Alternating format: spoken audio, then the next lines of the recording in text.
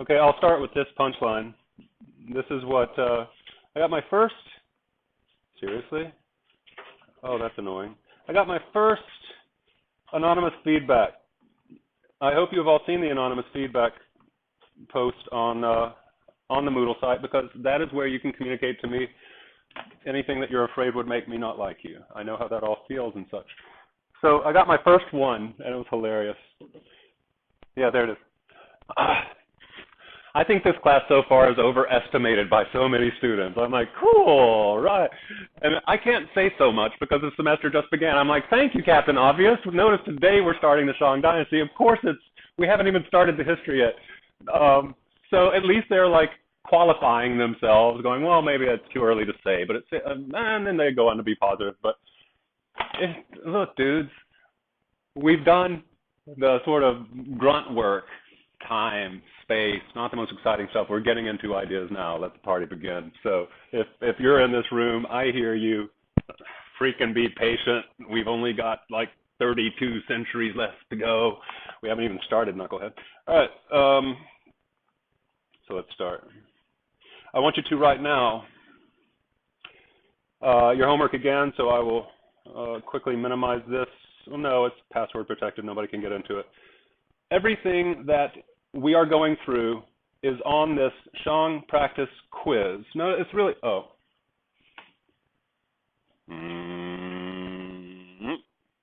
It's on this Shang practice quiz today, which is right underneath that. It's not really a quiz. I'm just playing with different types of activities on Moodle to see what works, how, blah, blah, blah, blah, blah. What I like about them is that they page through section by section so that you're not like reading one huge massive page. And so everything that I'm going through, you will do for homework at your own. You will read it instead of listening to me talk it through, blah, blah, blah. Most of it. Some of it's not on there. For example, this. So I want you to, on the paper that you have, let's get started. This is more sort of knowledge work in order to start playing with the ideas that are required, or that require the knowledge. Our question is this. So here's our big question. Today, by the way, in your notebooks, you're going to want Shang Dynasty. We're starting. Hey, history's starting. Get this anyway. You're welcome. That's a good place for it. And so, first of all, how do we know the earliest history? How do we know the people who lived long, long, long ago? Writing, the sources. So let's talk about the sources of China, its earliest written text. Very cool. And then your timeline, when you write it, I want to look like this. You can sketch it out, mock it up on a piece of paper so that you're not doing it wrong and starting all over in your notebook. Get out of the way, suicidal bunny. Get out of the way. Get out of the freaking way. Okay. 2 timelines. One is for China, one is for the West. Have we already talked about that? Have we? Okay, so notice we want 2 parallel timelines on 2 separate pages. The first page, I told you to make 2 pages for timelines. And your timeline you want to, I told you already, your timeline you want it to, we put timeline pages in our notebook already. Yes. And I told you to turn them sideways so that you got a longer line. On each, so your first page, page 1 of your timeline, that's going to be BC. Chris, that's going to be BC, your first page on your timeline. Your second page on your timeline is going to be CE. Hey, you know what? I'm easy. If you want a 4-page timeline where you've got like 2,000 to 1,000 on one page, more space, and then 1,000 to 0 on the second page, more space. And then the third and fourth page are 0 to 1,000 and then 1,000 to 2,000. I'm easy. You do whatever feels good to you. The advantage of doing it all on 2 pages is you see the entire thing at one glance, not 2. You're not sitting back and forth. And so this is 1 page turned sideways. There are 2 timelines here. One is for China and one is for the West. That's what gets it. It's so much more interesting when you compare the 2. So the China one is easy. 1 line, full stop. The Western one is more difficult because the West has 2 traditions, 2 roots. One of them is Israel and everything that happens in Israel. Notice the Greeks had no idea about the Hebrews, about King David. The Greeks had no idea, could give a flip about the Hebrews. They were unimportant and minor to the Europeans. So we've got two branches of European culture, the European and ANE. I am going to throw basic college-ready terminology at you because it's not hard. ANE stands for, this is what we call in scholarship, the ancient Near East. ANE, the ancient Near East. Palestine, Israel, Babylon, all that Fertile Crescent, Tigris-Euphrates area. So I want you to have a European, just above your European, your Western timeline, the space above, that's where you'll put your stuff in Europe, Greece, Rome, France, everything in Europe. Below the Western timeline, ANE, Ancient Near East. That's where you'll put your Judeo stuff, your early Christian stuff, before it goes into Europe.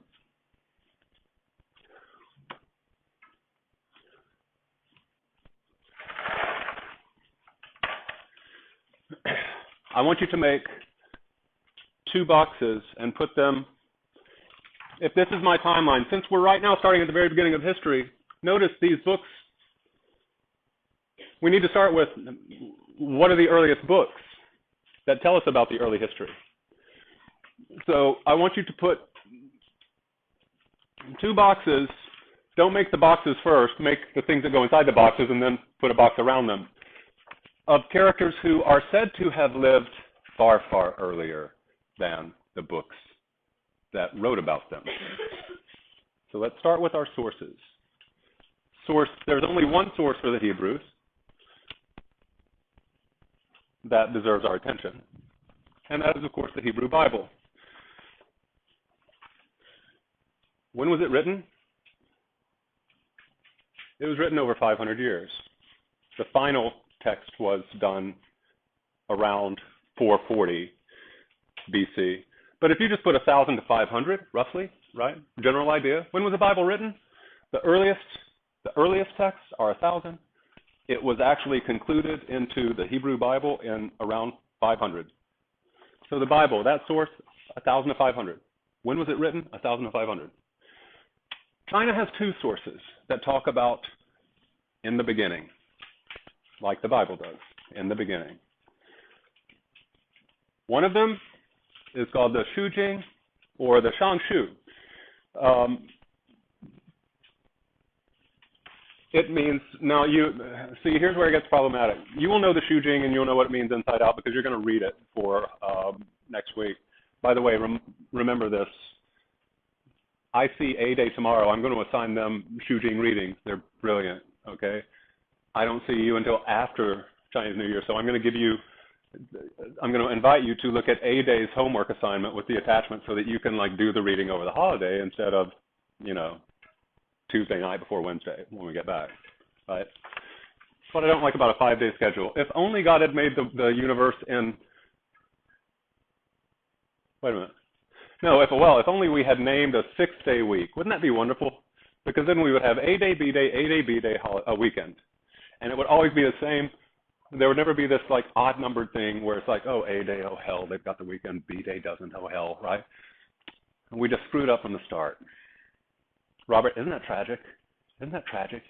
Don't you just want to time travel back in time and just slap the people around and say, I've got a great idea, let's make a 5-day work week, not a 4 or 6-day work week, right? Shujing, Book of Documents, China's in the beginning text, written in exactly the same period, 1,000 to 500. The first book of China, the earliest book.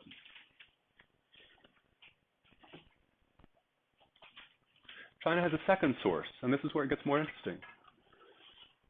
And notice I'm asking you to make a little notation system for your timeline. So this will be separate. Let's call this source A, the Shujing. A later source, actually a Han Dynasty text written in 100 BC, called the Shiji, which is translated as Records of the Grand Historian. Sima Qian, if you know, the famous Chinese historian Sima Qian, wrote the Shiji in 100 BC, Han Dynasty. Those are our two sources that we'll be talking about. Now, those deserve to go on your timeline because we know when those were written. Now, here's where it gets interesting. I've written for you, and for the sake of speed in the class, so we can try to get through this two-part lesson. We won't get through the whole Shang today. These are the characters that you want. You can't put anything on your timeline behind 2000. So notice, remember these guys? Fuxi started the family, domesticated animals, the earthly emperors. Shang started the plow and agriculture, and then Huangdi started cities, right? So those are the three earthly sovereigns. Chinese tradition says, when did they live? Between 3000 and 2700. Okay? So that's what the Chinese tradition claims. They lived between 3000 and 2700. Quickly take that down. And that's what you're going to put in a box, just like prehistoric claims, right? Once you get those down, then these three, Yao, Shun, Yu, they're the sage kings, the legendary sage kings. You'll remember, Shun was the guy who was a peasant, and he was made into a king.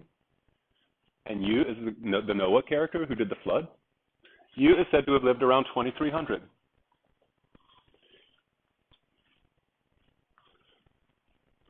And since they were three generations, we can say that they were all around that time, right?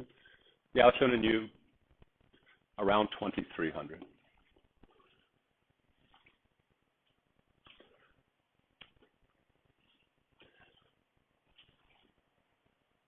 Now taking it further, Yu is said to have started the Xia dynasty. We have no evidence that the Xia dynasty exists. Historians don't accept it as history right now. But ancient Chinese texts say it's true. Yu started the Xia dynasty. That's why the Xia's in quote marks. I'll remove those when we decide that it is historically factual. But right now, we have not decided that. The Xia's dates roughly 2300 to 1600. And then we do have historical evidence for the Shang. That's why we start our dynasty song with the Shang. And its dates 1600 to 1050. Now notice you can start plugging those into your timeline because now we are from the 2000 forward. Shang 1600 ends at 1050. The Shujing talks about two Shang kings, Wu Ding and Fu Hao. I'm sorry, King Wu Ding and his wife, Queen Fu Hao. And both texts say that they happened around 1250 BC.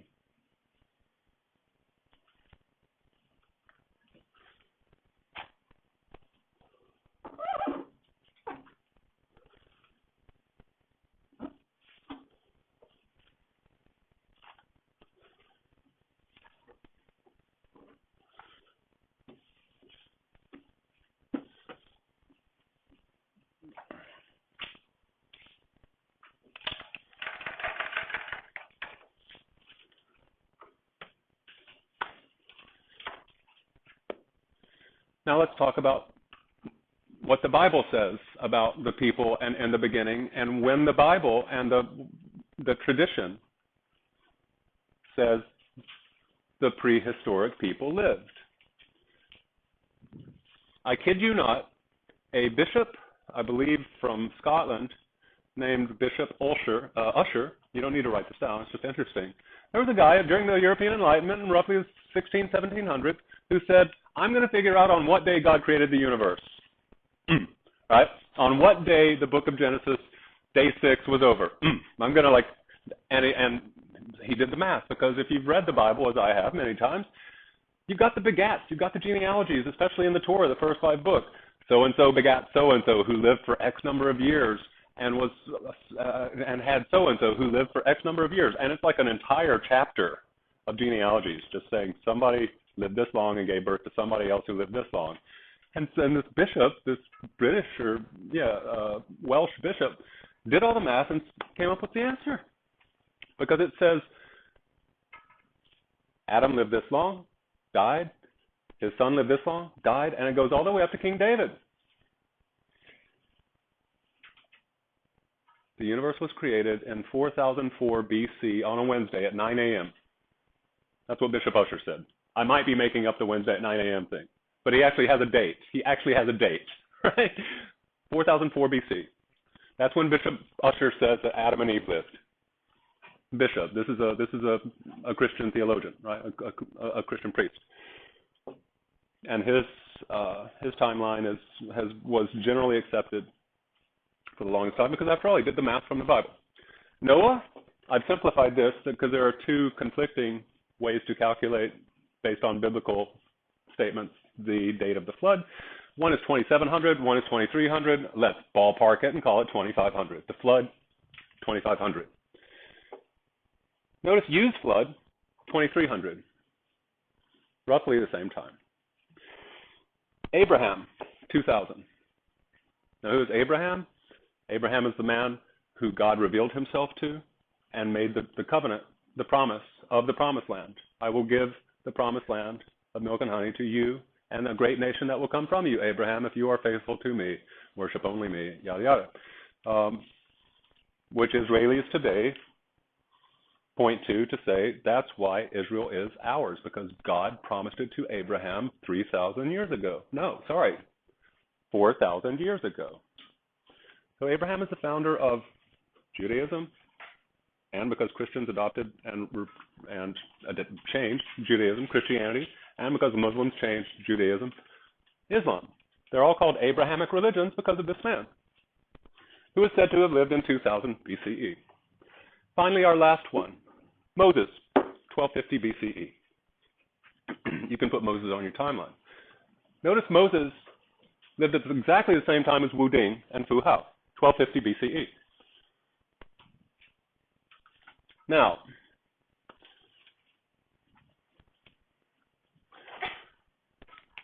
if the Bible, and notice the Shu Jing and the Bible were both written over a 500-year period. Let's simplify it, benefit of the doubt. Let's just say that everything that they claimed was claimed in 1000. All right? So they say that all this stuff happened. They said it in the earliest book, the earliest page, 1000 BC, in the Bible and in the Shu Jing, just for thought's experiment's sake. Talk amongst yourselves. Which of these claims, both made in 1000 BC, the claim that the biblical claim at 1000 that Adam and Eve were born and things happened to them 3,000 years before we are writing. Noah, things happened to him 1,500 years before I'm sorry, 2,000 years, 1,500 years, yada, yada, you see it. Abraham, we're writing about Abraham. He lived 1,000 years before us. Moses, we're writing about Moses. He lived 250 years before us. The same with the Shu Jing. Fu Shi, he lived 2,000 years early. We're writing about stuff he did. On and on and on. Who do you think historians would say historically true and accurate? We accept it not as legend, but as history, factual. We're historians here. We're not religious people. We're not Chinese traditionalists. We're historians. Who do you think that historians would accept based on the claims made in these two times and books? Go, talk. If they don't accept it, what else do they need? Talk. You need to sit with, poor thing. James, come here. Come here.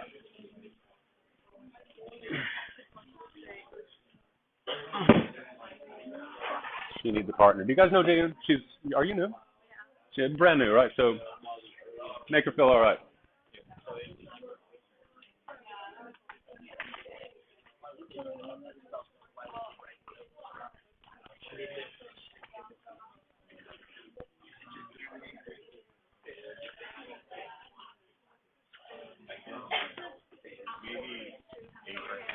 In 30 seconds, I'm going to ask you what you came up with.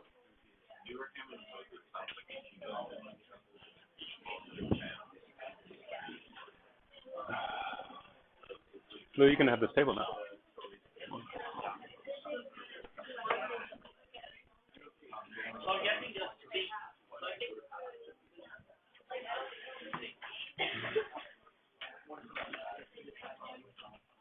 Okay, let's move on.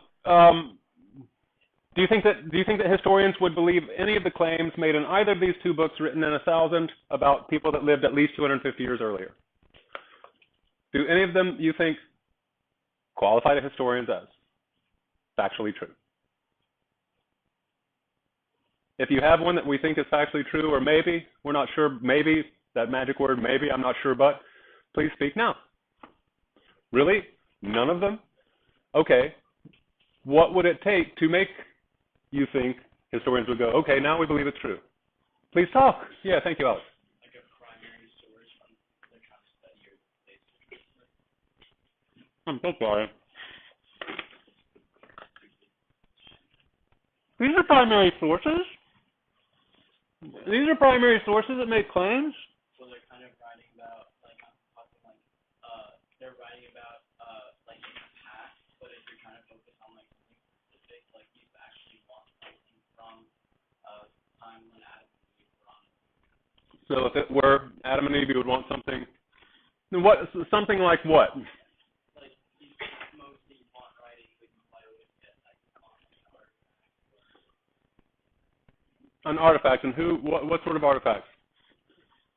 Guys, show me, Jacqueline, go ahead, what? Maybe like pottery or like architecture that they built because like after they got out of the garden, because it was all perfect for them, they needed to make themselves like shelter and they needed to make themselves like items. So maybe if they had like proof of those items, so that would be more. Thank you. I think Mats is in this class, right?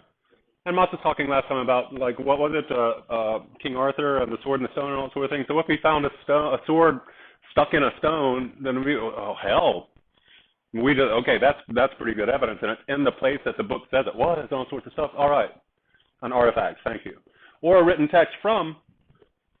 Now clearly Adam and Eve, right? That's a tough one. Clearly Fuxi, Shenong, and Huangdi, also tough ones. Yao Shun and Yu, Abraham. Do you agree with me that now we're getting like closer to, and then these two, Moses and Wu Ding and Fu Hao. All of them, because of the problem that you identified, there's only one source, and that source is talking about things that happened. Look, if I told you about something that happened on a Tuesday 250 years ago, you would ask me, how the hell do you know, Clay, right? Well, in the same way. Historians, do you have a question? Or a comment? Historians say the same thing, right? I'm sorry, maybe it's true, but there's not enough evidence yet because it's only one source. It's later than the events, and we need other sources. So both are considered. Now this is what happened in Egypt because of Moses? You know the stories. What happened in Egypt because of Moses? Thank you, all the plagues.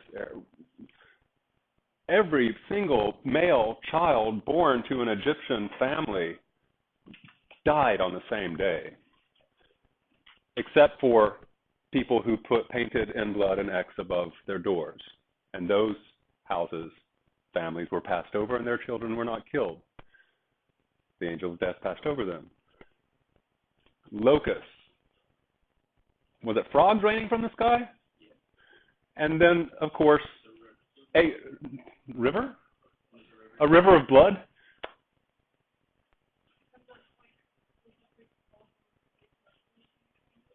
There was a plague of some sort? I mean, there were so many, right? And then, of course, there were other things, like when Pharaoh was chasing Moses, and, oh, there's the Red Sea. And so the Red Sea actually parts miraculously, and an entire army that chases as we go through this tunnel that just like appears on this sea, and we go across it in our Hebrew army, and then the Pharaoh's army chases us, and it just collapses and drowns them all.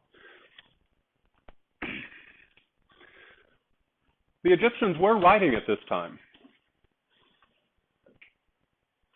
Do you find it strange that we have not one single Egyptian source that mentions every single child in the country dying on the same day after a man threatened the Pharaoh, and that rivers ran with blood and that frogs rained from the sky, that there's not one single external source that talks about it from that time in an age where they're writing? It's very odd, right? How do you explain it? I had a student explain it last class. Yeah.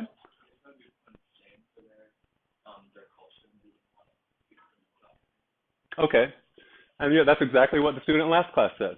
Now, picture ourselves, here we are, a bunch of historians, thinking about mysteries like this. And one historian goes, maybe the entire country was so ashamed that not a single person wrote about it. What would other historians say? Jacqueline, you're shaking your head. They would probably like disagree because like maybe like personal stories, like people writing about their children stuff with all this bad things going on, like at least one source should be found if something like that disastrous is happening. Don't you think? Especially if we have seen miracles like a sea actually parting, right? If people saw that, not one person's gonna like go, I've seen a miracle, I just can't, right? And so this is very odd. In the same, and now notice, historians are not saying that any of this is untrue. This is what you must get in your head. History and tradition. History and tradition. Tradition makes claims. Historians find all of that very interesting. They can often admire the claims. They can admire the text, but that doesn't make them true. No, I'm sorry, that doesn't make them proven to have happened. So historians need proof. So we can say this is history.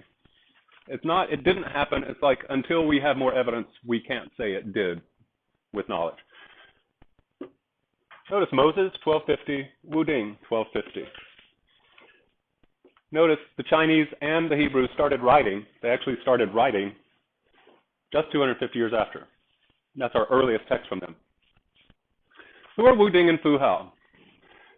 He is said to be a king of the Shang dynasty. And Fu Hao is said to be his queen. Fu Hao is said in the Shujing and in the Shiji to have been a great warrior queen who led armies into battle and kicked ass, right? So she was like a General Patton or a Julius Caesar, but female. And she led armies and she kicked asses and took names, right? And it all seemed far, far too strange that a woman would be allowed to lead armies into battle and that sort of thing. And so in the same sort of way, they're like, these Chinese texts are really interesting. You know, they tell all sorts of great stories about this so-called Shang dynasty.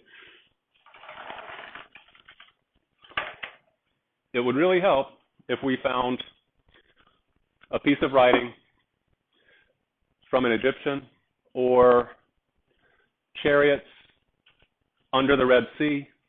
Scuba divers find an army and the remains of an army that were chasing, Egyptian army from the time. It would be really nice if we found either archaeological or written evidence. Let me give you a word that got me out of prison. I was arrested, jail, not prison. I was arrested for stealing my own car in Los Angeles. My car was towed. I didn't know it was parked in a tow zone, so I didn't know it was towed. It was just not there. Somebody stole my car. I report the stolen car to the police, and then the next day I'm like, oh, it was just towed. And so I went to the tow yard. I got the car out of tow. I asked the tow yard, I was like, do I need to call the police and tell them? They're like, no, we will. I'm driving through Beverly Hills one day in a beat-up old junky VW bus with a broken headlight and it's rusted out and all this because I'm a poor college student supporting himself through college and I'm driving through Beverly Hills and mansions, right? And so a cop, of course, is going to pull me over because I don't fit. I'm a poor guy in a rich neighborhood. I don't fit there. Let's like pull him over and get him out of our rich neighborhood. Can I see your license? Yes, officer, here. I'm just driving down the street listening to Mozart. I really was. And get out of the car, stolen vehicle, arrest me, takes me to prison, takes me to jail, books me. I spend, and I'm like, this is interesting. I'm in LA County jail. There are gang members and everything here. This is really interesting. I wanted to be a writer at the time. I wanted to experience that. And so what an opportunity. I actually get to be inside the big LA County jail with gang members, drug dealers, like freaking killers, people with tattooed eyeballs. So I'm like in the middle of the jungle. I was like, this is really cool. They're like, you can pay money to get out instantly. You can pay bail. And I was like, how much is it? They're like $300. And I was like, geez, I'm a waiter paying my way through college. $300 is kind of a lot of money. I was like, is there any other way? And they're like, yeah, you can spend for every day it's $30. And so you can spend 10 days, $30 a day, and then you can get out. And I'm like, really? So I can stay here for 10 days and observe this culture of jail? Gang members, black, gang members, Latino, other people, like, I can, for 10 days, and then I can get out and just walk free. I was like, cool, I'll stay here for 10 days. They hated me. because it's supposed to be punitive, right? It's supposed to be like, oh, I never want to go to jail again. I was like, this is cool. I was like, okay, I'll stay. And I stayed. But I was concerned about being, like, convicted of grand theft auto, which is what I was charged with. It was my bloody car. The district attorney came. Because I was, like, saying, I was like, oh, excuse me, prison guard, can I talk to you? There's been a horrible misunderstanding. I didn't steal. It was my car. I got arrested for stealing my car. Can I please, like, talk to somebody? Shut up. We hate you. You're here because you're a tourist, right? You're, like, staying in the L.A. jail Hilton. We hate you. And so nobody would talk to me. And I was like, this is kind of worrisome. Finally, the district attorney, whose job it is, he works for the city, the district attorney's job is to prosecute people who are arrested. His job is to convict. And so he came to talk to me. And I was like, look, I was like, thank you so much for talking to me. I was an English major at the time. I was like, thank you so much for talking to me. I really, I can prove that it's my car. I've got everything that you need to corroborate it and show that I did, report it, blah, blah, blah. And he said, you used the word corroborate. I was like, so? He was like, what's your story? Because here's a guy in jail using a word corroborate. And he instantly said, you're interesting. And then I was like, he's like, what's your story? I was like, I'm an English major at Cal State Northridge. And they're like, oh, really? Dr. Johnson? I was a freshman at the time. I didn't know who Dr. Johnson was. He was an Enlightenment era British author who's a classic author. I thought he was talking about a professor. I was like, no, I haven't had any of his classes. He was like, you idiot. I was like, I'm just a freshman. But in any case, he was impressed. He liked me, right? And so he did his best to get me out of there without prolonging it after I had seen enough. I'm like, thanks, okay, I get that now. We need evidence to corroborate. Look, I told you a story. I know it took 3 minutes, but it was a decent story, wasn't it? Okay. I'm trying to impress upon you the importance of the word to corroborate, the verb, to support a fact with multiple angles of evidence. Corroborate. So we need corroborating evidence. I want you to write well in college, and if you ever get arrested, to use the word corroborate, so you too know the secret password to get out. They were like, most of the gang members in here don't use the word corroborate. I was like, I know. I cruise the dictionary as a hobby. Corroborate. We need corroborating evidence. And we didn't have it for any of this stuff. And so history only really began, for sure, with King David in 1000 and Kings 1 and Wu in 1000. It's pretty remarkable that the two histories line up. The earliest text, the most famous king, David, very, very, very, very, very influential to the rest of history. Notice we do the Psalms of David in church today. King 1. Have I told you this? What this is? You've seen this. You've seen this in the martial arts movies and everything. You've seen how, traditionally, This is the one hand. It means the civil hand, and this is the Wu hand, the military hand. Strength, manners, civility over strength. But we have both. The one is named after this man, King One, and the Wu is named after his son, King Wu. And they are the founders of the Zhou dynasty. All right, One and Wu. All right, you will get to know them. I'm just trying to make you see, as David is to the Hebrew tradition, King One and King Wu are to the Western, to the Chinese. Now let me tell you a story, not of my own personal life, but of, I will let you, we have until 11:20. We're actually ahead of schedule today, so we're not doing bad. And I've got time for tea. If you want to play with your,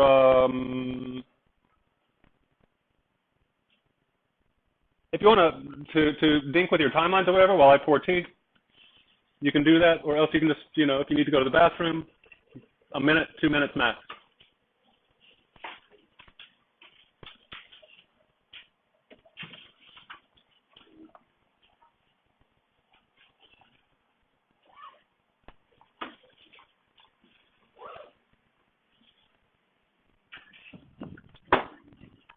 Oh, Dorai.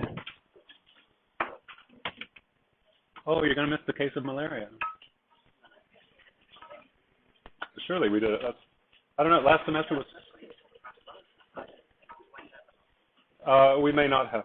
You remember last semester was horrible for me because of my father and that sort of thing. But, very much what?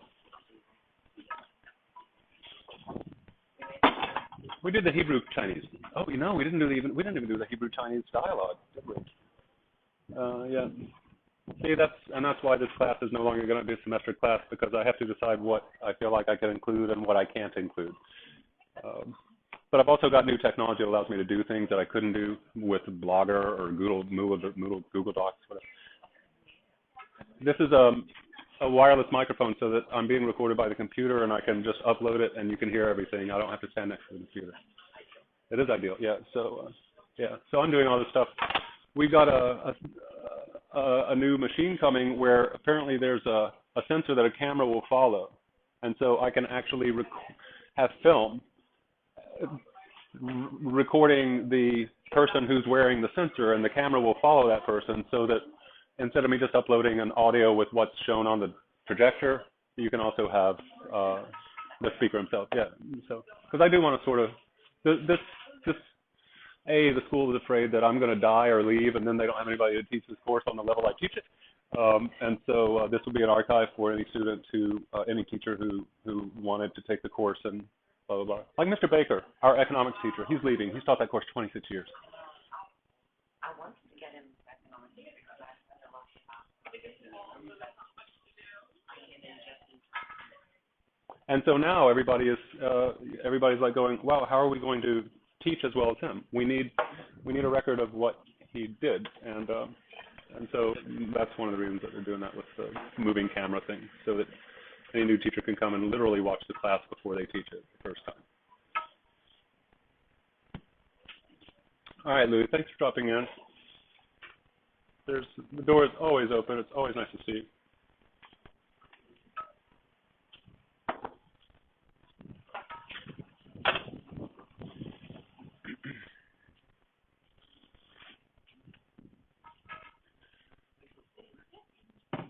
Oh.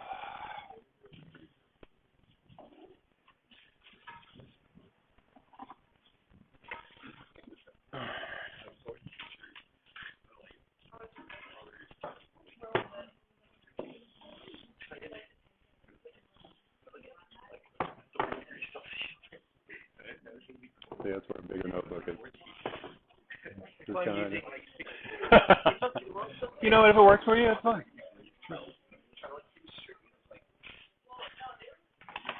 All right. Okay, let's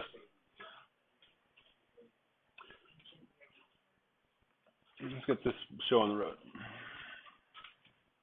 Are we all back? Sorry.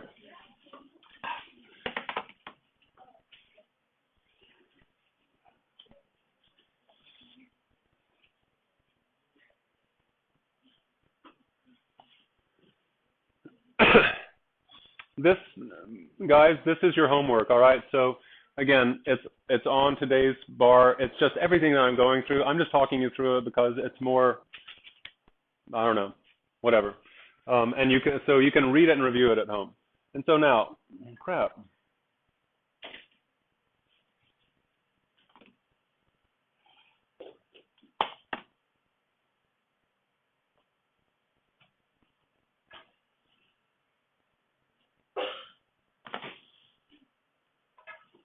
Okay.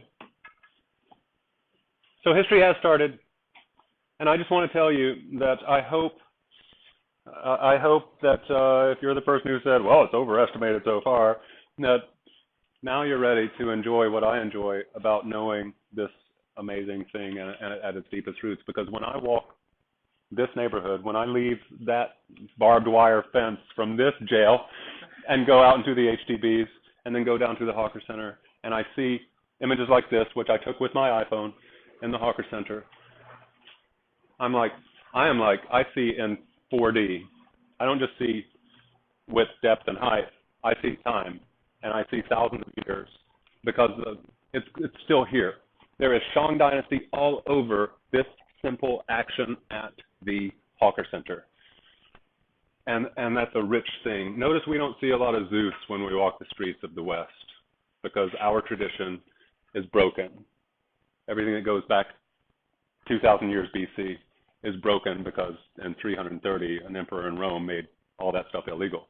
And so we have a very young tradition compared to China. It's got a 4,000-year one. The West really only has a 1,700-year-old one because that's when Christianity eliminated the competition of the paganism that came before it, the polytheism.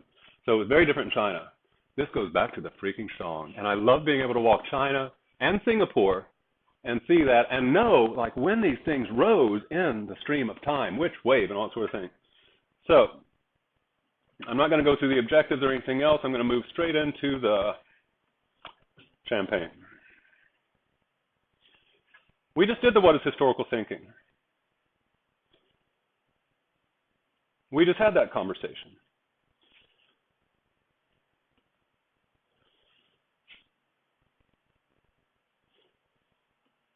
So now I'm going to tell you a story about, and by the way, I put links in there for those of you who want to go deeper into the fact that I'm saying that like the book of Genesis itself has two strands in it. It's not written by one. The book of Genesis is not written by one writer or even one century. It's written by many writers over 5 centuries. Well, how do we know that? I put links if you want answers to those questions. It's all fascinating stuff. How do people say, oh, this paragraph was written 500 years later than the paragraph before it, and we can prove it? It's interesting stuff, and they can at least make arguments with evidence that are very interesting. If you want to know, this is higher level stuff, but you know what? Some of you are higher level people, so that's why I leave the links. You can explore this stuff. Now, here's a little teaser for you. I want you to put your head around this one. Notice my claim was this. I'm going to stand in front of it for a second so you don't read ahead of me. Notice I made a claim that the Chinese are radically rational. Remember that? They are rational, man. I myself have to concede that this is not a particularly rational passage from the Shu Jing. Let me set it up for you very quickly. Do you remember Yao, Shun, and Yu? They were briefly mentioned. Shun gave the throne to Yu, the guy who fought the flood. This is a passage from the Shu Jing where Shun is saying, Yu, I want you to be the king. And Yu is like, no, I don't want to be the king. And Yu says, perform divinations. Divinations means foretelling, trying to foretell the future. Yu says, perform divinations with the great tortoise to see which of the chief ministers deserves to be king, merits the throne.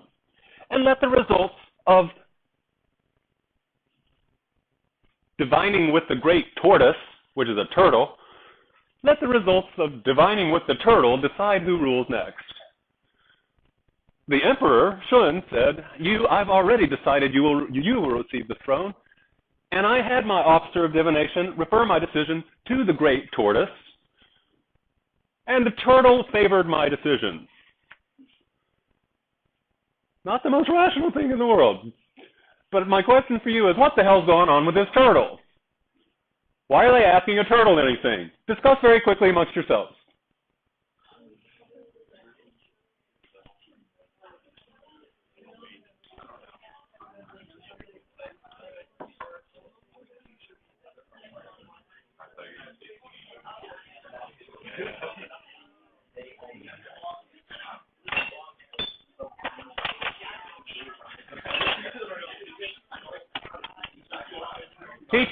T. Oh, you got them out right. All right. You're welcome. All right, what do we got? Who's got turtle theories? T? Oh, Jacqueline Bauer has a turtle theory. So, listen to it. So, like, in China, the tortoise or turtle is, like, known as, like, a really wise animal because it lives for, like, a very long time. So maybe I thought that, like, they go to the tortoise, and then the tortoise, like, look back in the past and see, like, which individual person did well or not, and then, like, judge which one was a fault to choose. But that's just my...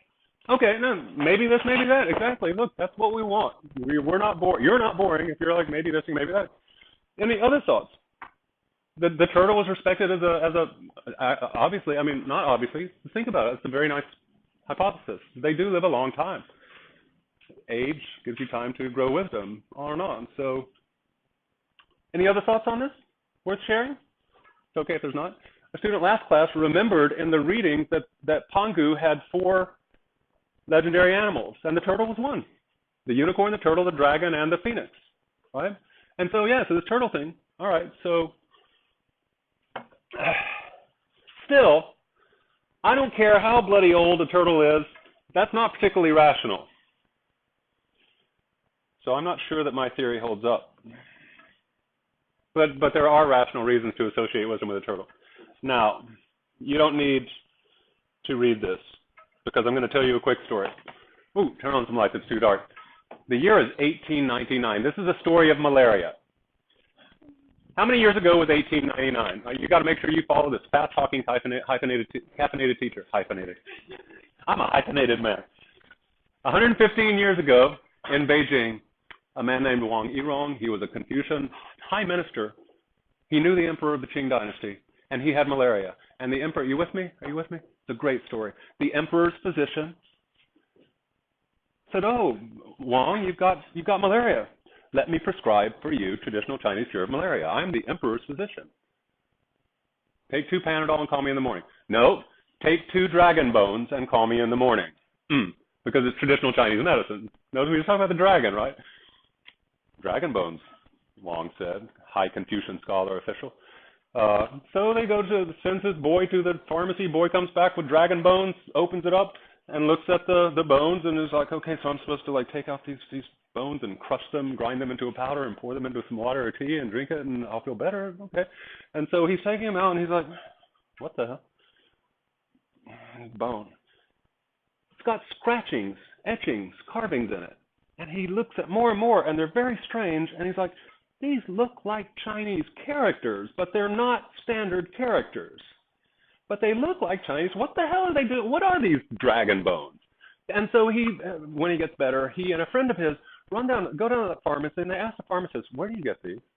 It's in the city. The pharmacist says, "Oh, there's these villages all over the place, especially over in Anyang, where the peasants have got 1 million of them." And so they go to Anyang, and they're like, "Hey, peasant, can you show us where these dragon bones are?" And they're like, "Oh, God, they're all over the place. We dig them up. They're all over the place." You see where we're going? We dig them up. And well, take us to it. Let us see it. And so here's one of the pits. And these were either cattle scapulas, shoulder bones, or else tortoise shells, the underside, the plastron. Thrown into pits, not thrown into pits, just in pits that over time, especially with the Yellow River changing course and such, just like flood. And so these things were just covered up. And the peasants, they're digging wells or whatever, and they're like, "Look at these damn things. Ooh, we can just make money off these. We can call them dragon bones and sell them as medicine." And that's what the peasants, they're like, "You got all these?" And they were like, "God, they've got writing on them. Why are you breaking them up?" They're like, "Oh, writing? We can't read." "We do know that we can break them up and say they're dragon bones and sell them and make money off of it. And we're peasants and we're poor and money's good. So what we do is we scratch off all of those markings on it. We sand it down so it's nice and smooth. And then we break it up and it's dragon bones and we sell it." These things are Chinese Shang dynasty, written before the Shujing. If the Shujing was written 1000 BC, these things go back to 1250 BC. We called the Shang dynasty just legend. We called Wu Ding and Fu Hao just legend until, whoa.